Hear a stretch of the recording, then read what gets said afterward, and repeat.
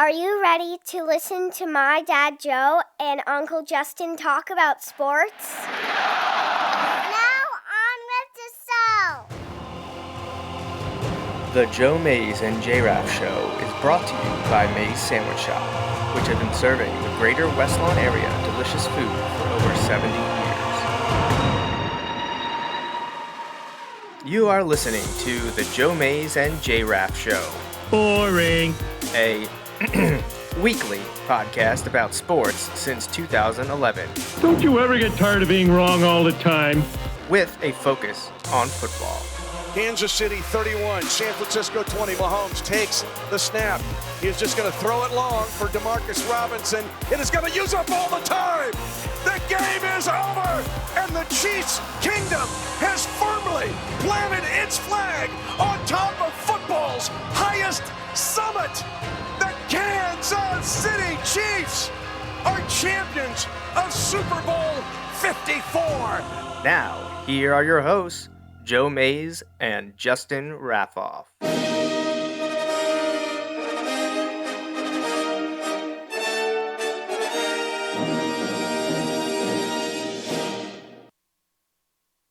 Attention parents and coaches.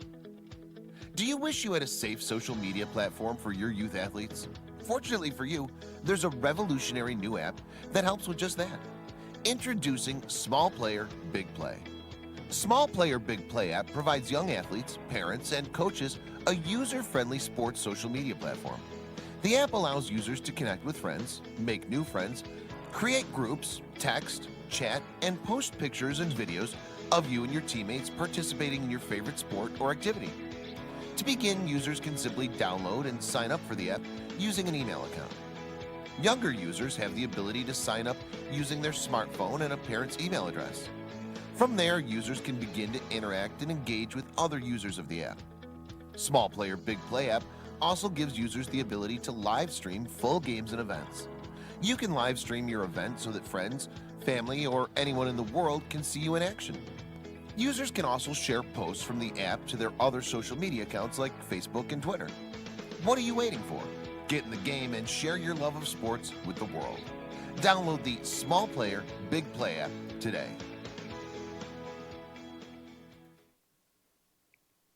All right, everyone, and welcome back to the Joe Mays and J-Raff Show, episode 307, if you can believe that.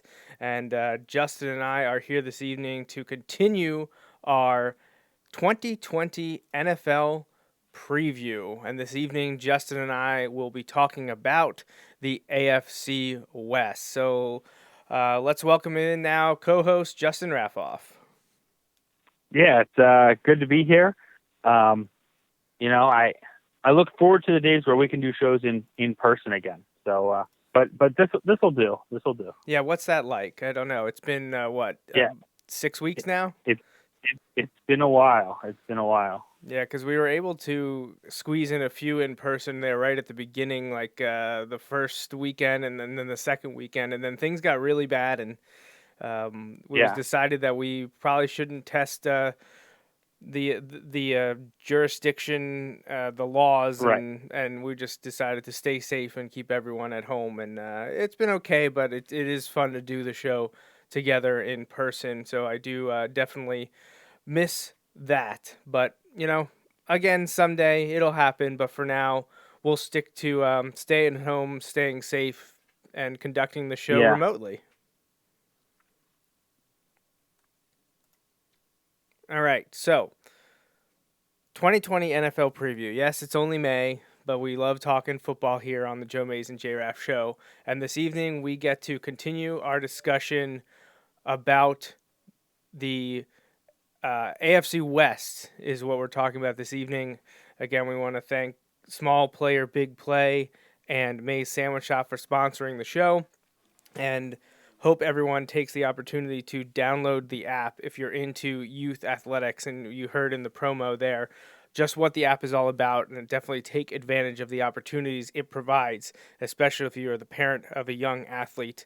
It has great use for those that can't be there in person at games, and again, it has that nice social quality to it, and it is completely 100% safe for kids and their families to use. So definitely take advantage of that on Apple or Google. So for the AFC West this evening, we're talking about a pretty big division because it's home of the defending Super Bowl champion Kansas City Chiefs, and then a few teams that are just kind of waiting in the wings to see if they can unseat the Kings, and we're going to find out if any of us think that will happen this season. So right off the bat, let's start with our number 4s, Justin, and I think last week I put you on the hot seat first, so I will flip that around on myself, and I will go first tonight and talk about who my 4th place team in the AFC West will be. Okay. All right. So, well, you were able to provide us with a little bit of a research opportunity where you painstakingly entered every single game from the NFL season into a Google sheet, and we were able to answer who we thought would win each game. And from that, we figured out what the records of every team in the NFL will be based on our predictions. And this is a way to check us, like we mentioned last week. Sometimes places do predictions, but they end up, you're not able to get to the point. You know, everyone wins too many or too few games. And we wanted to avoid that. So we came up with this, or you came up with this spreadsheet, and I'm reading from it now after we both entered the information to try to get an idea of what do I actually think is going to happen in the AFC West. And I am apparently very high on a team that many will be surprised to hear, and maybe lower on a team that people expect more from. But I believe that I'm pretty spot on with my predictions for this one team in the AFC West. And my 4th place team is going to be the Las Vegas Raiders. I am not high on the Raiders. I don't expect a lot from them this year. I just don't know that John Gruden is the guy out there. I am a pretty solid supporter of Mike Mayock, but I just don't know if John Gruden's ways are the proper way to coach nowadays. I think he was doing a great job with his commentation, his commentary, and his media stuff, but I don't know. For some reason, I just don't buy the Raiders. I don't think they've got a lot going for them. I think they're a lot of splash, and I think the ghost of Al Davis has sprinkled into their picks in the drafts and in free agency, and I just am not high on what the Raiders have done or what they are expected to do. You know, and when it comes down to it, I think you have to look at the quarterbacks, and while I think Derek Carr at one time was a potential to be a solid starter, I don't think he's any more than that, and I believe they think that. If you're bringing in Marcus Mariota, you know, a former, number 2 pick just a few years ago by the Titans, you can't be that confident in your quarterback situation. And we heard that, would they go after Tom Brady? Would they be looking to draft someone? I don't think they're sold on Carr. I think Mariota is going to end up being a stopgap. They're looking for someone, and I think they might have the opportunity to pick one of the quarterbacks in the top 10 next year, because I don't see them being a super strong team this season. So the Raiders, their first season in Las Vegas in the Allegiant Stadium, if it's done on time, they are my 4th place team in the AFC West, and I have them going, and I think this is about right. Based on the games that I input, I have them going 6-10, and I think that's right where I'm going to place them. Yeah, see, that's interesting, and I could definitely see it going that way. The Raiders overperformed to my expectations last year. I know at times they played better than they did over the course of the whole season. The season was still actually pretty rough, but I thought it was going to be an absolute dumpster fire, and it wasn't necessarily that. However, you raise legitimate points. Like I still am not sold on Gruden being the answer to make them, the Super Bowl caliber team. And what, they only owe him like $80 more million, something like that, as a coach. But it's really interesting because I don't know. I think last year maybe it fooled me a little bit, and this is one of those when I went through and I picked all the games. AFC West was one of the areas where I would look at it. I'm like, oh man, I don't know that actually reflects what I think about these teams. Because, when I picked the games, I picked the Raiders to do actually fairly well. And like the Broncos and Chargers, I picked to not do real well. So, but when I look at it, when I'm making more of like a holistic prediction, I think I'm going to put the Chargers as the last place team. And that is what I'm going to do. I'm going to go with the Chargers in fourth place. I think that they are in full rebuild mode. I know they're not, they've got some pieces there over the last few years. But I think last year, I don't know what the issue was. Was it Phillip Rivers is like shot? He's got nothing left. Or was it he didn't have enough to take that team above and beyond, and they didn't really help him on the line? Like, there were lots of issues, and I don't know where the blame falls. And like most things, there's probably enough to go around for everybody. That it's a really interesting thing, because it'll be really interesting to see if Phillip Rivers has it in Indy. Yeah, because if he does, that's a really intriguing situation, and we'll get to that, eventually. But I look at it. I just don't know that they have enough, and I don't know that the Raiders are like. I don't think they're going to be like really good, but I think they're going to be all right again. And I think that's kind of where I'm going to have them pegged a lot in this John Gruden era. I think they're going to be okay, which is better than I had them being last year. But I'm going to go with the Chargers in last place. And I think, honestly, somewhere around like 4 wins or so. And yeah, it's just with the Chargers, I don't know. Do you think I don't Tyrod know. Taylor starts every game for them, or you think we see Justin Herbert? Not a chance. Not a chance. He starts every game. When look at it just from purely the standpoint of you're the second team in LA, so like you're going to be trying to make some noise at some point, right? You're in the new stadium, in theory, that you also share. There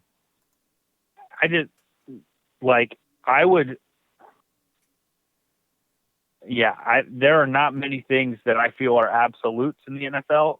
Tyrod Taylor starting every game is not one of those absolutes that I would think. I go the other way. I would almost say it's absolutely a guarantee that he will not start every single game. And do you think that's because of injury or effectiveness or overall team play? Why do you think Tyrod Taylor doesn't have a chance to start 16 I think it's going to be team. I think it's going to be team play. I think there's going to be, some level of, I think there's going to be, I think the team's going to struggle. I think if I'm not mistaken, it was Tyrod Taylor in Cleveland a few years ago, right? Well, it actually happened to him twice. Right. Because he left Buffalo as a free agent and went to Cleveland. Or was he traded? Now I don't remember how he ended up. No, the Bills did trade him. So the Bills drafted, before they drafted Josh Allen, they were like, we're going to move on from Tyrod Taylor. They traded him to the Browns. They proceeded to draft Josh Allen. They kept starting Nate Peterman. Right. Then the Browns drafted Baker Mayfield, and Tyrod Taylor lasted just 3 starts with the Browns, and then last year he went to the Chargers and just played which was interesting because everybody was like, "Oh man, that rookie year." They're like, "How could you keep Baker on the bench? Look, he was so electric." And then last year, everybody's like, "Oh, where's the Baker that was electric?" So like. Yeah, well, and Tyrod... I just think I don't see the Chargers as like a playoff caliber team. And if you're not, at some point they're going to throw Herbert out there and get him learning. You know what I mean? So, I just think the business side of things, which they're clearly about, they're going to get Herbert out there sooner rather than later. I would put it, I don't know when their bye is, but I would bet by week 11 or 12, you're definitely going to see Herbert. Okay. So, it would be a wonderful segue if I had the Chargers in third, but I don't. So, who's your number That's fair. 3 if the Chargers are 4? Well, okay. So this is where I'm going. I'm going to go with the Broncos as my. No, sorry. I am going to go with the Broncos. I'm going to go with the Broncos. I got all mixed up with my order because I was looking at someone else's order. It's unacceptable. This is a professional show, Justin. Exactly. I'm going to go with the Broncos. And this is tough because, again, when I picked the games, I did not pick them to win many games. I don't know what it is. I think it might just be that I want him to be the guy, but I think Drew Lock, I think he could be a potential of a guy that they could build around out there. I don't think he's like a superstar or anything like that, but I think he's got enough to kind of get them where they need to be. And we'll see how that goes. I'm intrigued to see how it works out, because it seemed to go bad in a hurry there the last few years. And I don't, while I hope Drew Lock works out, I don't really know that he will. They definitely added some weapons, so it could be exciting to see. And I'm going to give them the benefit of the doubt that they're moving in the right direction, but I'm going to put them probably around 7 wins, maybe pushing for 500, not pushing for a playoff spot or anything like that. But I think they're going to see some movement in the right direction in Denver, and I'm going to put them at 7, pushing to get to 500. Okay. And I'm right there with you. Denver is my third place team. So you have them, 7, 8 wins, I guess. Yeah. Which is good, which is nice. They went 7-9 last year. They were 6-10 in 2018. So they saw a 1-game bump from 18 to 19.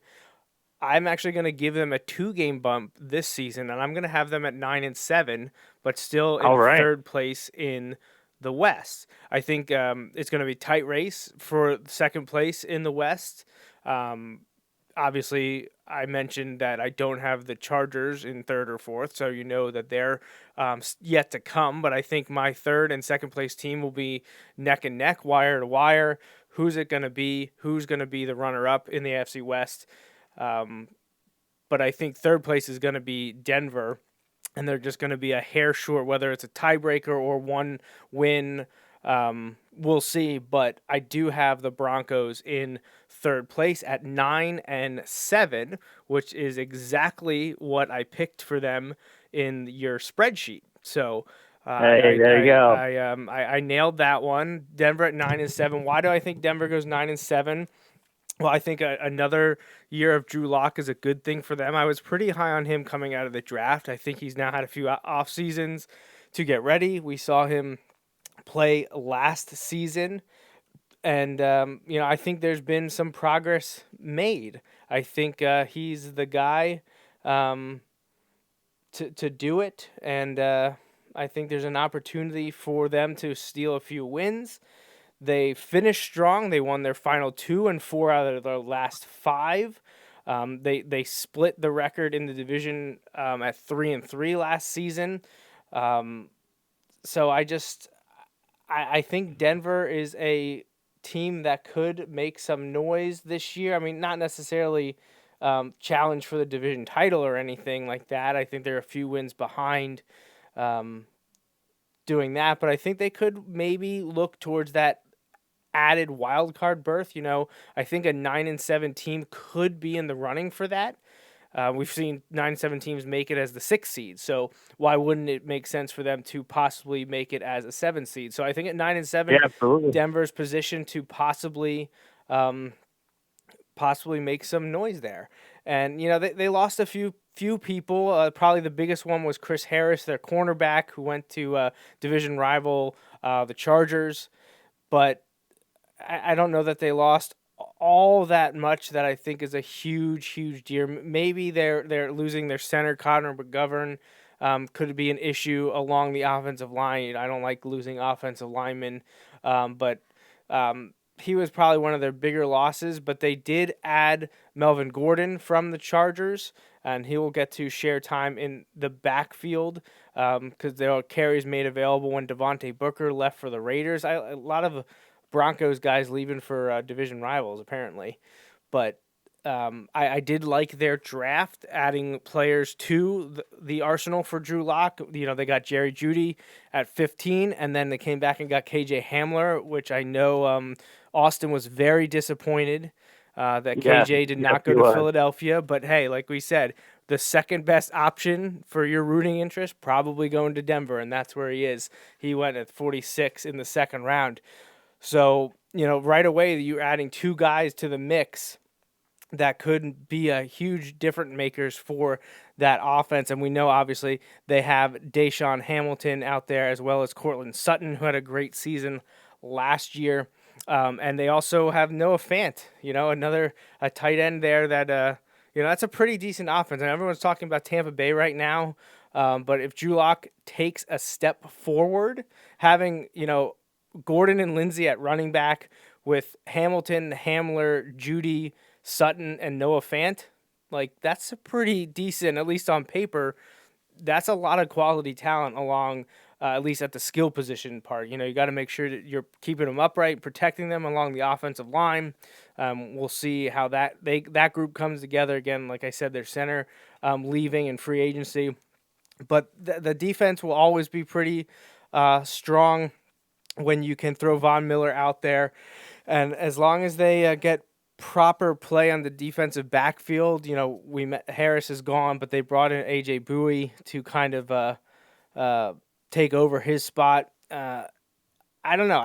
I like Denver. I think they're trending in the right direction. I don't see a huge 4 or 5 win boost, but I think a respectable 2-win boost could get it done for Denver, and they could be it could be a decent season for them in 2020, and then who knows, they could then be working their way towards a division title here in another season or two. So Denver, my third place team at 9-7, but I definitely have them trending up. So my number 2. Sorry, go ahead.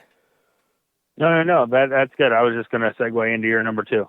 Okay, so my number 2 is a team that we already discussed, or you already discussed, and I just want to make sure that we give proper respect to this team for the way they're going to look on the field, because it's clearly the best of the new ones. Maybe it's not the best overall. You could argue that, but I think of the teams that debuted new uniforms, it's definitely hard to top what the Los Angeles Chargers have done. Excellent redesign, just a little bit of tweaks here and there, but they touched on the major significant parts of their history of the Chargers franchise. They did an excellent job of molding vintage, retro with the contemporary and modern. The colors pop, the jerseys and pants work so well together. They're the only team in the NFL now with numbers on their helmets, which they brought that back. That was a staple in the 60s and 70s. And I just think they did an excellent job. And we talked about the Rams last week and how, sometimes you're going to play bad if you look bad. We've heard that talked about in college all the time. A lot of recruits talk about uniforms as a big reason. That's kind of why Oregon blew up on the scene in the last decade, was everything that Nike was doing with them. And that got the recruits' attention. Well, you want to look good and play good, and I think the Chargers are definitely at the top of that list. I think they did excellent in their redesign. Why am I so high on them? Honestly, I'm not really sure. It just sometimes there's a bit of addition by subtraction, and it's tough for me to say because at least on this show, I've always been a big supporter of Phillip Rivers. I thought he never got the due he deserved.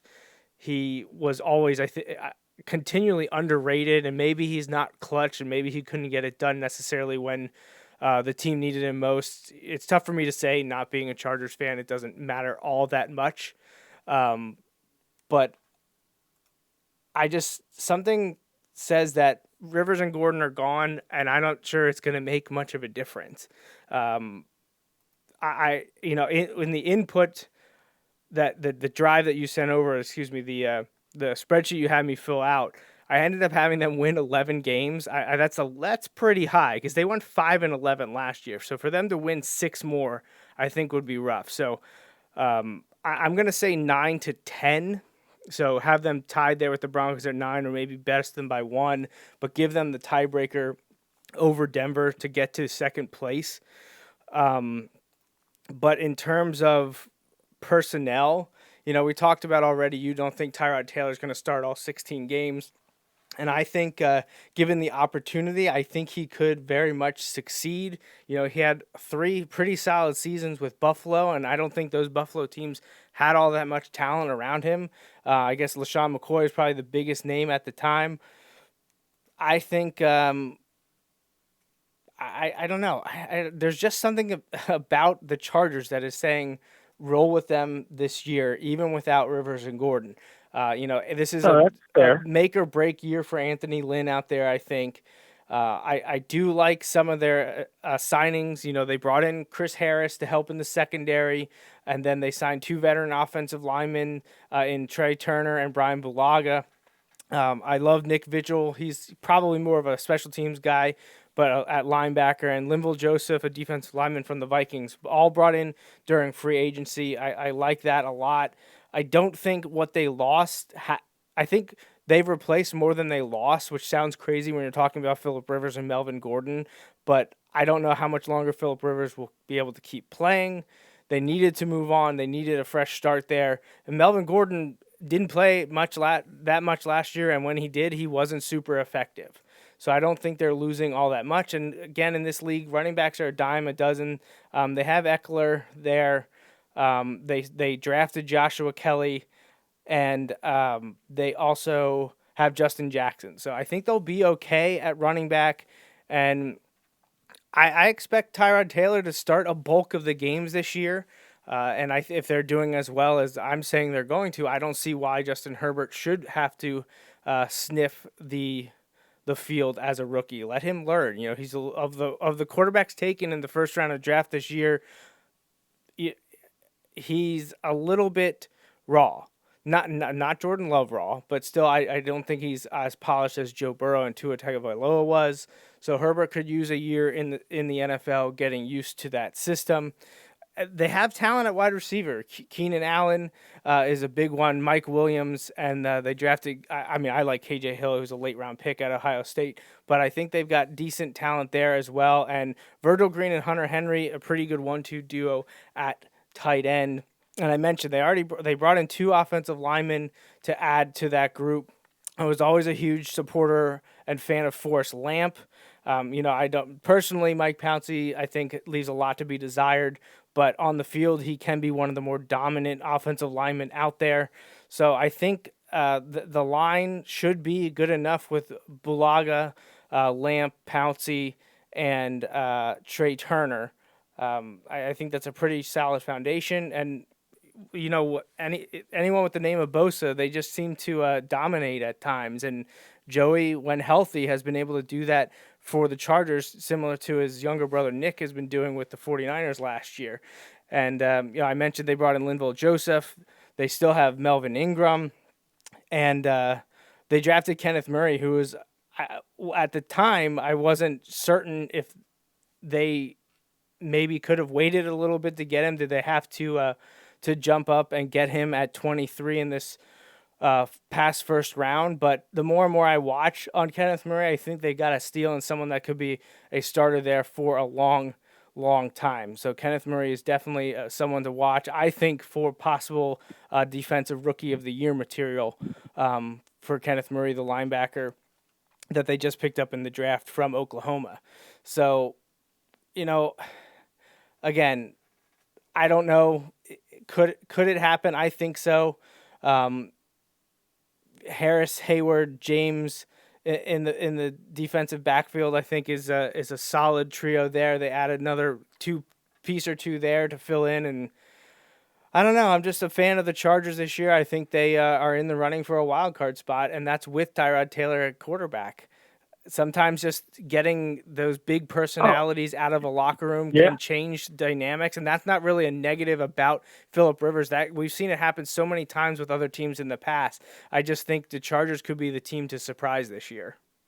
And that very well could be. I should make it clear. I don't think that it's necessarily going to be Tyrod Taylor that he like plays himself out of it. I just don't know. Like, I feel like, yeah, you mentioned that maybe it is addition by subtraction for that team this year. And if so, that's good. And I would be happy for Tyrod Taylor to finally get like his shot, which it would also be really interesting if they start doing really well. The dynamic that is with you drafted the young quarterback when, what does that look like moving forward? But I just don't know that they're going to make a big enough jump. And I think that pressure is going to get to them like it does to every team that says, oh, we're not looking to start our young guy right away. And then they all start the young guy, not right away, all of them, but fairly early. So I think it's going to end up looking more like that. But you're right. Like, there has been enough turnover that like it wouldn't completely surprise me if they were able to get it going in the right direction. And you absolutely nailed it with they are the best uniforms of the remakes. And so if we can see more of that, that would be wonderful. So that's my 4-3-2. So who is your number two? All right. My number two, I'm going with the Raiders. I'm going to put the Raiders at like 9 wins. And like you said, that may be looking at one of those back end playoff spots, but I'm not looking at them as like a serious contender. I think they're going to be right around average. I have them here a game or two better than the Broncos, but I see the Broncos as getting better whereas I see the Raiders more stagnant, kind of like not sure where they're going to go, because I look at it like if the Broncos are around 500, I look at it as, all right, you probably know what you're getting from the defense, but your offense looks to be building. And you mentioned the weapons that they added and all of that stuff. And, maybe they found their quarterback and all those things.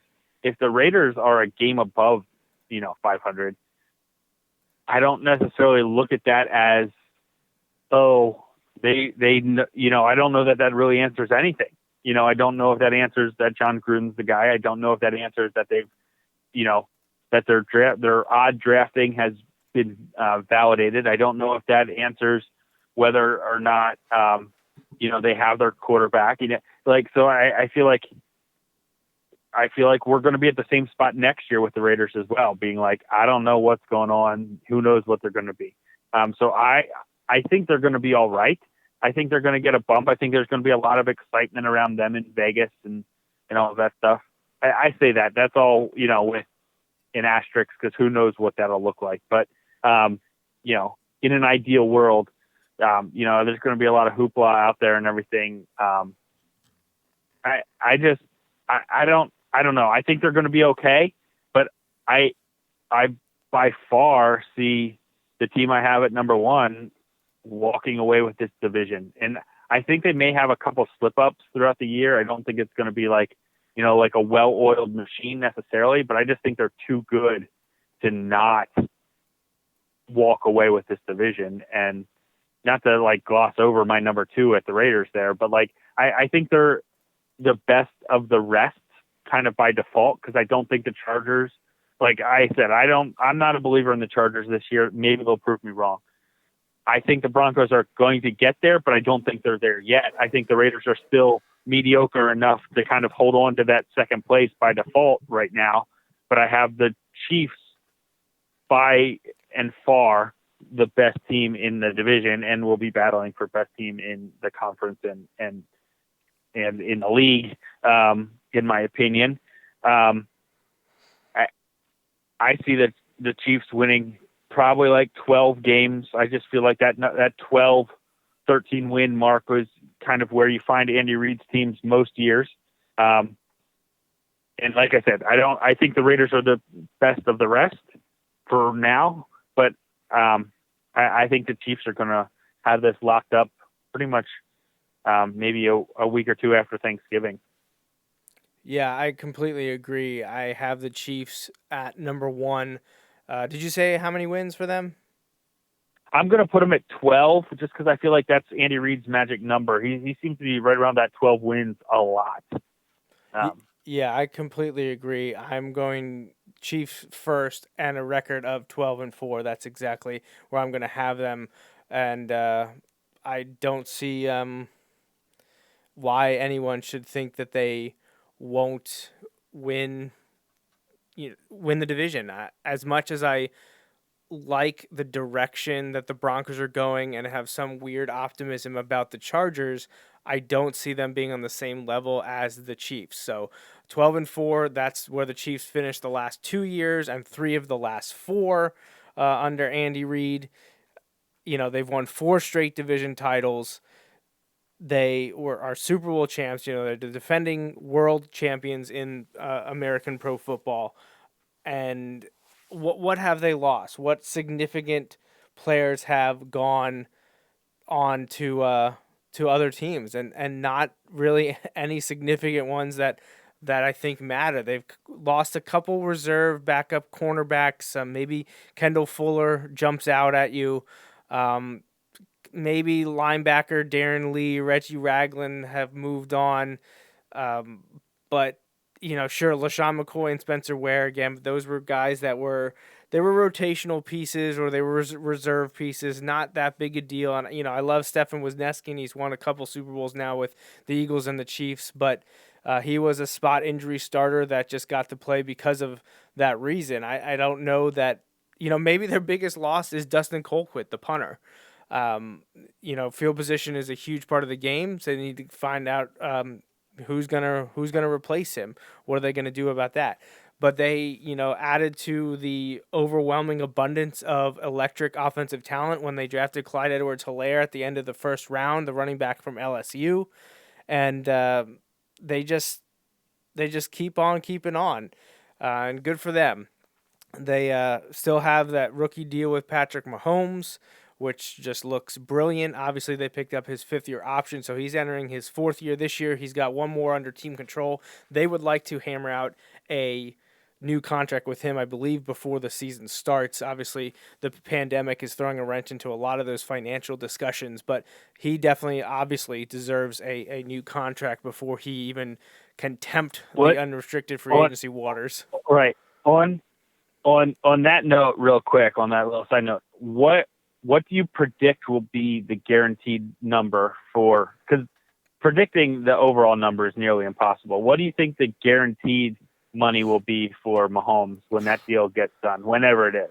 Well, what was the last big quarterback contract that came out? I mean, I guess it's tough to say about what Brady just got from Tampa Bay because of his age and his accomplishments.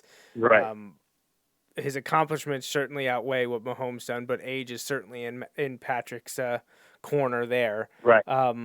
Yeah, but I'm thinking his AAV is going to be probably 45. Yeah. I should say maybe before we operated in a world where economies are being destroyed because of a global pandemic, I would expect him to be what, because people are talking about, and I'm not sure how truthful it is or if it's even was ever on the table about Dak asking for 40 a year. And obviously Mahomes is much more accomplished and more gifted than Dak Prescott is. But Mahomes, I think, easily before all of this coronavirus stuff would have been at least 40, if not 45. You could have been pushing maybe 50 at one time, but I think you're going to see salary caps and escrow throw a wrench into a lot of these huge contracts that usually quarterbacks end up landing. So, in terms of guaranteed money, it's tough for me to say because I can only think of Brady's contract right now, and I don't think that's a very good comparison. Well, I know, right, but I think, I'm just trying to think of the guaranteed money in some of those other guys.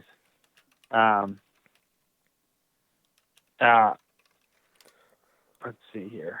Well, who was the last Just trying to- big name quarterback to sign? To sign a new contract. Who got an extension recently? Would it have been Goff? Because I feel like Wentz was before all of those guys, right? Like, Yeah, I they mean, well, signed so Wentz. Tannehill just signed the 4-year extension with the Titans, and he's not in the same stratosphere as Mahomes is. And Okay, his so 4-year deal was for here we go. 118 and 62 says- guaranteed. Right. So, like, this, I'm trying to look to see when this article was from. Of course. Oh, this was from March. So, in March, highest remaining or fully guaranteed money, Matt Ryan was at $94.5 million. Okay. Goff's Aaron extension. Rodgers, right. Aaron Rodgers is at 70, just under 79 million guaranteed. Russell Wilson's 70. Wentz is at 66 guaranteed. Same with Cousins and Tannehill. Goff is at 57 million guaranteed. So this says he agreed to a 4-year extension worth $134 million, featuring $110 million guaranteed, an NFL record for guaranteed money. So is that what Was he has that left for who? for Goff? Oh, yes. Yeah, I believe this is for what they have left because I feel like they front-loaded Goff with signing bonus and Right. like lots of that So stuff. when he signed it a year ago, though, it was $110 million guaranteed. Right. So, like, that's why, right, when I look at those numbers, I think Mahomes is going to end up somewhere in that, like, 135 to 150 million guaranteed. I was just about to say like 150, but I maybe because of the way things are now, it'll be a little bit less. Right. But in the grand scheme of things, it wouldn't surprise. Like, and again, we know we're talking crazy numbers here, but like, when I say this, if I say 5 years at 40 million a year average, like, that sounds like I believe he could get that. You know what I mean? So if you're talking 200 million. And then you're like 150 guaranteed. Like, I know that's a lot, but like, I wouldn't be like, no, that's absolutely more than he's going to get. I'm not confident saying that. Right. Not when you're discussing the other quarterbacks that we just mentioned. Right. And who knows what'll happen this year, but like, people are like, oh, he could, go down in value. You're right. Or he could also win another Super Bowl. Like, what if he did that? Right. Like, yeah, it's tough. Man, it's tough to think about. That's for sure. But yeah, you're right, and it's not the same world. But in a world where, in a related world where Kirk Cousins can go and get a fully guaranteed $90 million contract or whatever, like, the number that Mahomes could get, and it would be interesting to see what he could get if he continues the success. Whew. Yeah, man. Yeah, it's really, the Chiefs really want to get him crazy. done. Right. But yeah, so, and we'll see what those numbers look like too, because like the number of years, because they may want to spread it out, but who knows? He may not want to spread it out, like that's one of the things with Dak right now. What Dak is supposedly only wants a 4-year deal to maybe try and get another big deal in before he would be, kind of riding it out. Who knows? Right. But, yeah. It's tough. It's tough to say. That's for sure. We do have a few people sending in their predictions for how the AFC West is going to go. Yeah. My dad texted me. He said he's got it from the bottom to the top. So 4th place, Denver, 3rd place, Raiders, 2nd place, Chargers, and 1st place, Kansas City.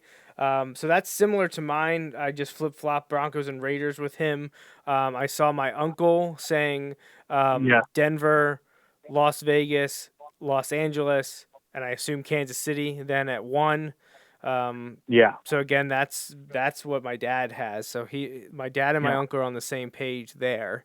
And your mom says Chargers last, Raiders 3rd, Denver 2nd, and then we're just assuming Chiefs at 1. I think we're all just like, it's definitely Chiefs at 1. Right. Even if it doesn't happen, I feel like you're a liar if you think you're going to call it. You know? Yeah, I feel like anyone that's not picking the Chiefs to finish first in the AFC West in 2020, you're You're just a contrarian. You're trying to be a contrarian, hoping you strike gold. Like I feel like that's Right, where you're right. at. So Hey, and you do you, I guess, yeah, I right? mean, it comes around. It'll probably happen to us in one of the divisions that we'll have to go out there on a limb. But that's something that I was thinking about today because I think where was I looking? I think it was a predictions done somewhere. You know, odds to win a division, odds to win the Super Bowl, and stuff like that. I'm like, there's not enough turnover. How many years have we seen over the last 15, maybe 20 years that, you know, before this season there were always 6 playoff teams and usually at least 2, if not 3, and sometimes 4 of the teams were different. Right. In both conferences. It's basically a 50%. It was like 3 out of 6 on both sides. And think about how often you just write the Patriots in as one of the teams that's going to be the same. Right. You know, like, so it's crazy. Yeah, but so that's why last week I was like, well, technically the Seahawks didn't win the division last year, it was the 49ers. So I got to put the 49ers on the bubble, but the Seahawks, well, that's already one team that's duplicate from last year. Now we're in the AFC side of that, and well, I'm already duplicating with the Chiefs. So that's why I'm like, I got to have someone else up there as possible differences for the wild card, and that's why I think the Chargers and Broncos hanging there as possibilities for me helps me out in the long run, and I guess the Raiders for you would be there as well. Yeah. Yep. So, you know, we won't get to the wild cards for a few months, but, you know, right now I feel confident knowing that I can have the Cardinals or 49ers out west or in the NFC, and then the Broncos and Chargers in the AFC. They're options. At least those would be, well, 3 of those 4 would be different teams because the Broncos, Chargers, and Cardinals did not make the playoffs last year. So that's why I'm like, well, sorry, 49ers. I can't have the Cardinals make it, and I don't want the 49ers in. But we'll see. We'll see how it goes. So, but yeah, the Chiefs are by far, I think, the best team. And, you know, Mahomes, Damian Williams, they add Clyde Edwards-Helaire, their wide receiver talent, Mecole Hardman, Tyreek Hill, Demarcus Robinson, Sammy Watkins, Travis Kelce. And defensively, they were able to get it done when it mattered. So I still don't know if they're, you know, I don't think they can ever be in the discussion of one of the greatest teams ever because they have deficiencies and issues. And you see them lose games. You know, they're going to lose 3 to 5 games during the regular season. They're not dominant because they don't have the defense that can match what the offense does. You know, they're not putting up 30-plus points and holding teams to 10 or less. But they get enough done to win because obviously they're on the top of the mountain right now. They reached the summit as the voiceover says at the beginning from their radio broadcast, and now everyone's trying to knock them down. And I don't know if it's going to happen. I think the Chiefs are definitely one of the, if not the best team in the AFC entering 2020. Right. No, I'm on board. All right. Anything else to say about Kansas City and the AFC West in 2020? No, it'll be interesting. You know, the Broncos and Chiefs will obviously be in the same stadiums, but the Chargers and the Raiders are both going to be in new stadiums this year. So I know Adam Schefter just posted a picture of the inside of, is it SoFi Stadium, I think, maybe? SoFi's in LA? in Los Angeles, and, yeah. Yeah, and was like, you know, what do you think? Do you think it's going to be ready? You know, and I was like, I don't know. Now, in LA, honestly, it's not the end of the world because there are plenty of venues that could, you know, host them if they needed it. Right. But, like, that's not necessarily the case in Vegas. I mean, I guess they could maybe play where UNLV plays. I was going to say UNLV. But I know there was talk about, this was maybe a few weeks ago, I saw an article that was like, they may actually have to ask, they were worried at the time, and would they have to ask Oakland if they could use the stadium again? And they're like, basically like, the Raiders will not ask because they don't think Oakland would allow them to do it. But, yeah, it's like not asking a question because you're pretty sure they're going to say no. Right. But, so real quick before we wrap up, since you put all this work into getting our game-by-game predictions, I want to revisit the NFC West just because I think it's interesting the way some of the things fell. My final prediction for the NFC West in 2020 was Seattle, San Francisco, Arizona, and then Los Angeles. And I don't know if the Seahawks have a tougher schedule, or at least in my eyes, I think they do, because I had them winning 10, whereas I have the Niners winning 12. So, I think obviously that's part of it. I'm not going to change my predictions. I still think Seattle, and actually, I said Niners I had in second. I'm sorry. I had the Cardinals in second, I believe. But I think those three teams are going to be pretty close. I still favor Seattle, but in the game-by-game predictions that you created, I actually had them finishing third because I had the Niners at 12, the Cardinals at 11, and the Seahawks at 10. So I definitely probably gave at least a game or two to the Cardinals that maybe I shouldn't have, and I should have given a game or two more to the Seahawks. But I think Seahawks, Niners, and Cardinals could be a fun little battle, but both of us are definitely down on the Rams. We both had them winning 4 or 5 games respectively. Yeah. It's interesting, and I talked to you a little bit about this before the show. Like, the thing I noticed overall is that, like, the teams that I think are going to be good, I overvalued a lot in the game-by-game predictions, and the teams I think are going to be bad, I probably undervalued a lot in the game-by-game predictions. But I guess technically mine could work out the way I had it planned, because I picked Seahawks, Cardinals, Niners, Rams, and technically I have the Niners and Cardinals tied at 10 wins. So, the Cardinals could get the break there. But like the Seahawks, I have at 13 wins when I picked it game by game. 13 wins is a lot of wins. Like that's really good. And while I think they are really good, I don't like, it's hard to predict that a team that didn't win their division last year and the team that did made it to the Super Bowl. And I think the Cardinals are going to be, significantly better. So like, when I think about just the competition, it's hard to say any team from that division is going to win 13 games, let alone the Seahawks. So I don't know that I think that they're going to win 13, but I think they're going to win. And it was interesting to pick the games, but. Yeah, it was definitely fun. Like I said, it's a nice little thing to add in while we're talking our placement of the divisions here, because some of them I agree with. I think my AFC West, I did pretty good. I may have favored the Chargers a little more than I should have, but I did want to place them second, and that was definitely in my mind. But looking back on the NFC West, my uncle does text me and says that I did have the 49ers second. I was thinking I had maybe put the Cardinals there. So Seahawks, Niners, Cardinals, I think will definitely all be up there at the top with the Rams trailing, but my uncle is definitely on top of things and keeping me in check of where I had just a week ago. We gave him the shout out for that a week ago too. Yeah, well, he is right. He is listening along. He's right on top of that, and he says I did have the Niners in second in the NFC West. So I think it'll be a fun battle. Like I said, I think Niners take a step back, Seahawks maybe a step up, but the Cardinals are closing. At least we both think this year with the Rams falling behind. So, all right. Well, Justin, do you have anything to say before I let you go? Any shout outs or anything? Not off the top of my head. No, not right now. All right.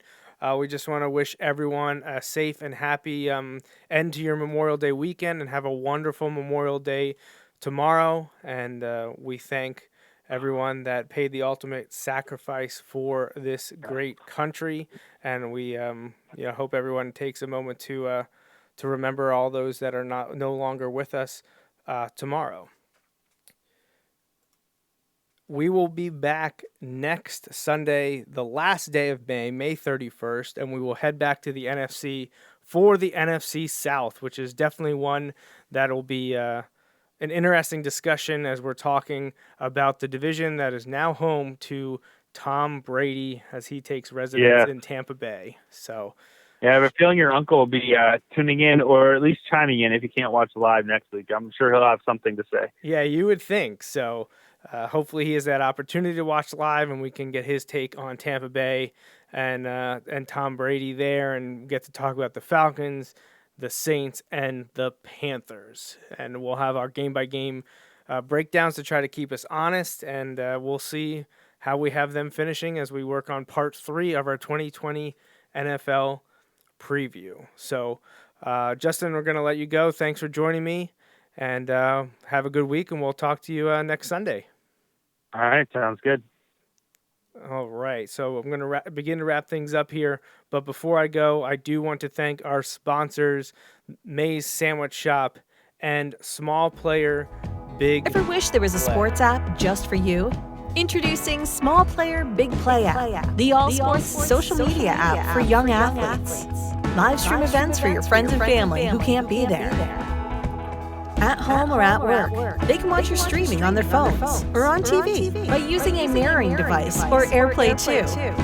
Download the app from the App Store or Google Play and create an account using a valid email address. That's it. Now you can find friends, join groups, or make new ones.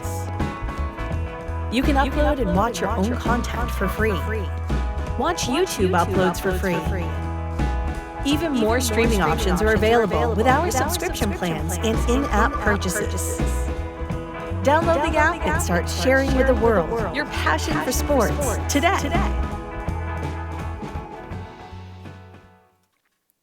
All right, again, thank you to Small Player Big Play. Check them out at smallplayerbigplay.com and get your mobile app downloaded to your device and be ready to stream those youth sports events.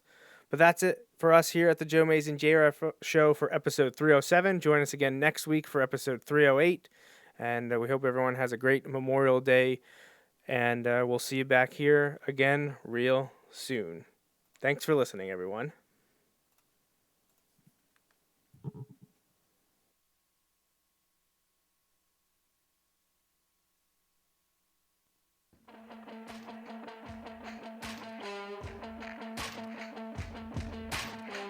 That's a wrap on this episode of the Joe Mays and J-Raff Show, brought to you by May's Sandwich Shop. Woo-hoo! You can watch each weekly episode live on Facebook, Periscope, or YouTube. Be sure to like, follow, or subscribe to the show on Facebook, Twitter, YouTube, SoundCloud, Apple Podcasts, and Google Play. You can also rate and review us on many of these platforms as well. We'd love to hear from you.